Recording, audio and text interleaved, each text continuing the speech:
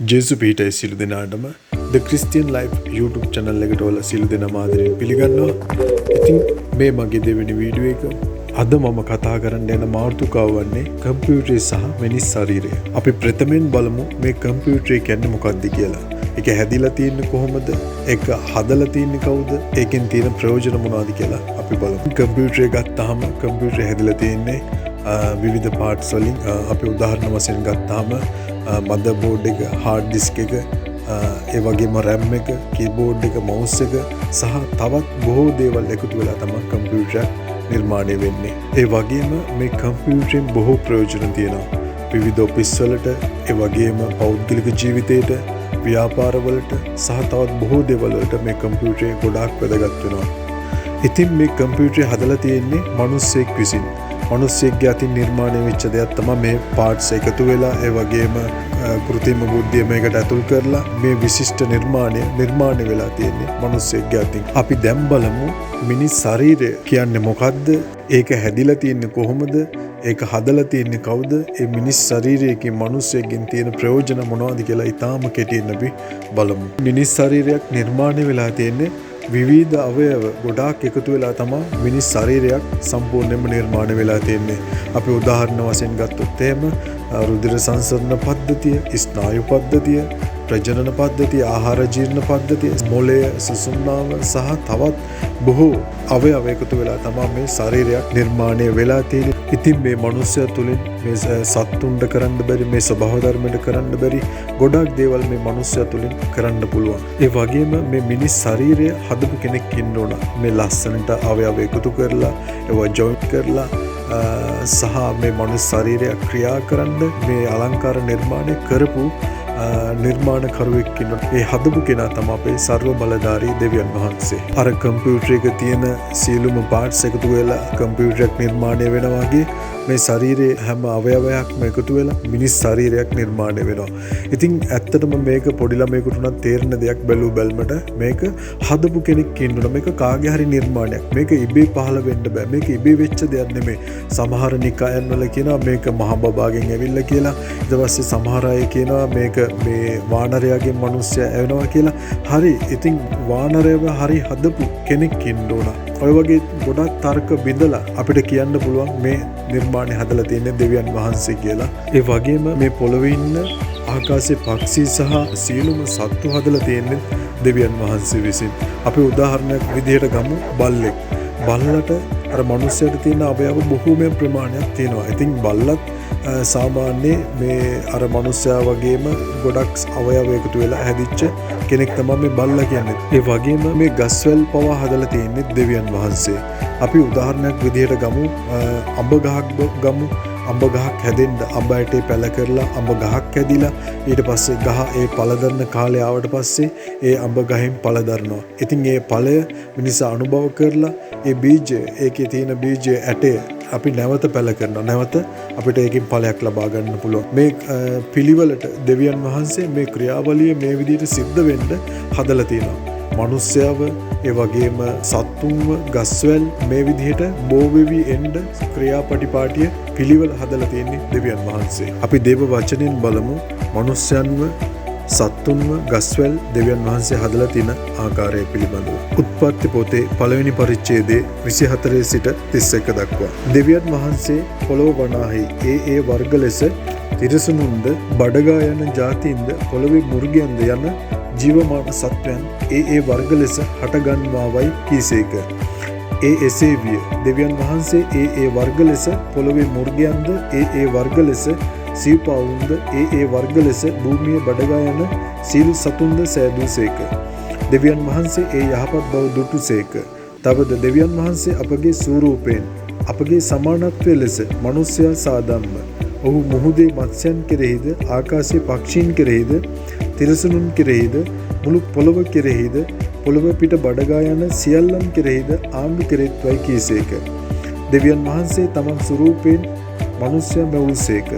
දෙවියන් වහන්සේගේ ස්වරූපයෙන් ඔහු මැවුසේක. පුරුෂයාද ස්ත්‍රියද කොට ඔවුන් මැවුසේක. දෙවියන් වහන්සේ ඔවුන්ට ආශිර්වාද කළසේක. දෙවියන් වහන්සේ ඔවුන්ට කියනසේක නුඹලා බෝ වී වැඩි වෙමින් පොළොව පූර්ණ කොට ඒක යටත් කරගනිව්. මුහුදේ මත්ස්‍යයන් කෙරෙහිද ආකාශයේ පක්ෂීන් කෙරෙහිද පොළොව පිට හැසිරෙන සියලු සතුන් කෙරෙහිද අධිපතිකම් කරව් යයි කීසේක. තවද ස්වාමින් වහන්සේ බලව මුළු පොළොව තලයේ ඇති බීජ දරන සියලු පලාද බීජ දරන ඵල ඇති සියලු වෘක්ෂයන්ද නුඹලාට දුනිමි. ඒ නුඹලාට ආහාර පිණිස වන්නේය. පොළොවේ සියලු මුර්ගයන්ටත් ආකාශයේ සියලු පක්ෂීන්ටත් පොළොව පිට බඩගා යන පණ ඇති සියලු සතුන්ටත් ආහාර පිණිස සියලු නිල් පලා දුනිමි කීසේක. එසේ විය. දෙවියන් වහන්සේ තමන් සෑදූ සියල්ලම දුටුසේක. බලව ඒ ඊට යහපත්ව තිබුණේය. සවස විය උදය විය. එය සවැනි දවසක්. ඒ වගේම අපි කියවමු උත්පත්ති දෙවෙනි පරිච්ඡේදයේ 4 සිට 8 දක්වා.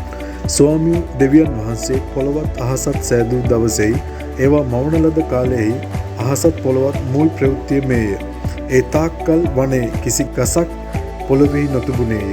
වනයේ කිසි පළාත් ජාතියක් හට නොගත්තේය. මක්නිසාද ස්වාමී දෙවියන් වහන්සේ පොළොව පිට වර්ෂාව නොවස්වා තිබුණු නිසාය. භූමිය වගා කරන පිණිස මනුස්සෙක්ද නොසිටියේය.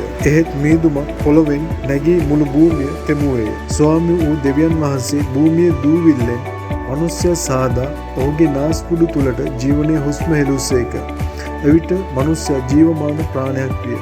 ස්වාමී වූ දෙවියන් වහන්සේ නැගෙනහිර දිසාවේ ඒදෙන්නි උයනක් වවා තමන් සෑදූ මනුස්සයා එහි සිටෙව්සේක. ඉතින් අපිට බැලූ බැල්මට පේනවා අර කම්පියුටරේ නිර්මාණය කරලා තියෙන්නේ ගොඩක් පාර්ට්ස් එකතු කරලා හදලා තියෙන්නේ මනුස්සයෙක් විසින්. ඒක ලස්සන නිර්මාණයක්. මේ නිර්මාණයෙන් ගොඩක් ප්‍රයෝජන තියෙනවා. ඒ වගේ ඒ නිර්මාණය කරලා තියෙන වගේ මේ මනුස්ස ශරීරය නිර්මාණය කරලා තියෙන්නේ දෙවියන් වහන්සේ බව දේව වචනයෙන්ම අපිට පැහැදිලි වෙනවා. දෙවියන් වහන්සේ හදපු පළවෙනි මනුස්සයෝ දෙන්න තමයි ආදම් සහ ඒව කියන්නේ. ඒ දෙන්නගෙන් තමයි අද අපි මේ වෙනතෙක් පැවතගෙන එන්නේ. මේක පොඩි ළමයෙකුට පවා තේරුම් ගන්න පුළුවන් දෙයක්. මනුස්සයව නිර්මාණය කරලා තියෙන්නේ සර්ව බලධාරී දෙවියන් වහන්සේ බව. ඒ විතරක් නෙමෙයි මනුස්සයව නිර්මාණය කරලා තියෙන්නේ දෙවියන් වහන්සේගේ ස්වරූපේ. එහෙනම් දෙවියන් වහන්සේත් මේ මනුස්සයෙකුගේ ස්වරූපේ තමයි. බයිබලයේ සඳහන් වෙනවා දෙවියන් වහන්සේගේ සමානත්වය ලෙස දෙවියන් වහන්සේගේ ස්වරූපය ලෙස මනුස්සයව නිර්මාණය කරලා කියලා. එතනින් එහාට අපි තව පැහැදිලි කරනවා නම් අපි අපේ ගෙදර ගමු. අපේ ගෙදර ගෘහමූලිකයා අපේ ගෙදර තාත්තා තමා ගෙදර හැම දෙයක් ගැනම වගකීමක් දරන්නේ. ළමයි ගැන, ඒ වගේම ගෙදර තියෙන බඩු භාණ්ඩ ගැන, ඒ වගේම ගෙදර අඩුපාඩු ගැන, ගෙදර ළමයිගේ සෞඛ්‍ය ගැන හැම දෙයක්ම තාත්තා තමා හොයන්නේ. තාත්තා තමා ඒක ගෙදර නිර්මාණය කරන්නේ, ගෙදර හදන්නේ. ඒ වගේම ගෙදර තියෙන හැම දෙයක්ම පාලනය කරන්නේ ප්‍රථමයෙන්ම ගෘහමූලිකයා වන තාත්තා. ඒ වගේම තමයි දෙවියන් වහන්සේගේ ගෘහය මේ විශ්වයයි. ඒ විශ්වය ඇතුලේ ඉර සඳ තාරකා තියෙනවා. ඒ වගේම මනුස්ස ලෝකේ මිනිස්සු, සත්තු, ඒ වගේම ගස්වැල්, සතාසිව්පව, වර්ෂාව, සුළඟ, අවුව, වැස්ස හැමදේම මේ පාලනය කරන්නේ අපේ දෙවියන් වහන්සේ. අපි මීළඟට ගමු තවත් උදාහරණයක්. අපි ගමුකෝ ගෙදර මාළු ටැංකිය. අපි හිතමුකෝ මීටරේ මාළු ටැංකියක් කියලා. ඉතින් මේ මාළු ටැංකියේ මාළු ඉන්නවා. ඒකේ එයාලට ඔක්සිජන් තියෙනවා. ඒක ඒවා දාලා තියෙනවා. එයාගේ ලස්සනට එයාලට විටින් විටට කැම දාන්න ඕන. එයාලා ඉන්නේ මේ මාළු ටැංකිය කියන රාමුව ඇතුලේ තමයි මේ මාළු ඉන්නේ. මාළුව බලාගන්නේ එයාලව පාලනය කරන කෙනා, ඒ මිනිස්සයා. ඒ වගේ තමයි මේ විශ්වය කියන රාමුව තුළ තමයි අපි ජීවත් වෙන්නේ. මිනිස්සුયો, සත්තු, ඉර සඳ තාරකා, අවුව, වැස්ස, ඒ වගේම දේව දූතයෝ හැම දෙයක්ම මේ විශ්වය කියන රාමුව තුළ තමයි අපි ජීවත් වෙන්නේ. මේක පාලනය කරන්නේ අපේ සර්ව බලධාරී දෙවියන් වහන්සේ. දෙවියන් වහන්සේට මේ විශ්වයේ ඕන දෙයක් කරන්න පුළුවන්. ඕන දෙයක බලය දෙනවා. ස්වාමීන් වහන්සේගේ වචනේ කියනවා ස්වාමී දෙවියන් වහන්සේ වන මට කළ නොහැකි දෙයක් ඇද්ද කියලා. විශ්වය සදා පාලනය කරන්නේ දෙවියන් වහන්සේ. දෙවියන් වහන්සේට බොහෝ දේවල් කරන්න පුළුවන්. ඉතින් මගේ ප්‍රධාන අරමුණේ මේ වීඩියෝ එකෙන් දෙවියන් වහන්සේ කියලා කෙනෙක් ඉන්නවා කියලා පෙන්වන්න. අපි ක්‍රිස්තියානියන් දන්නවා දෙවියන් වහන්සේ කියලා කෙනෙක් ඉන්නවා. එයා තමයි මේ ඔක්කොම පාලනය කරන්නේ කියලා. නමුත් නොදන්න අයට දෙවියන් වහන්සේ කෙනෙක් ඉන්නවා කියලා පෙන්වන්න තමයි මම ගොඩක්ම මේ වීඩියෝ එක කරේ. ඒක අපි පොඩි ළමයෙකුට උනත් මේවා තේරුම් ගන්න පුළුවන්. දෙවියන් වහන්සේ හදලා මේවා පාලනය කරන බව. මේ ਸਰව බලධාරී දෙවියන් වහන්සේට අපි ගෞරව කළ යුතුයි. ස්තුති කළ යුතුයි, කීකරු විය යුතුයි, ප්‍රශංසා කළ යුතුයි, නමස්කාර කළ යුතුයි. අපිට සීල දේ සපයන ਸਰව බලධාරී දෙවියන් වහන්සේට එසේ කරන එක සාමාන්‍යයි. ආමේන්.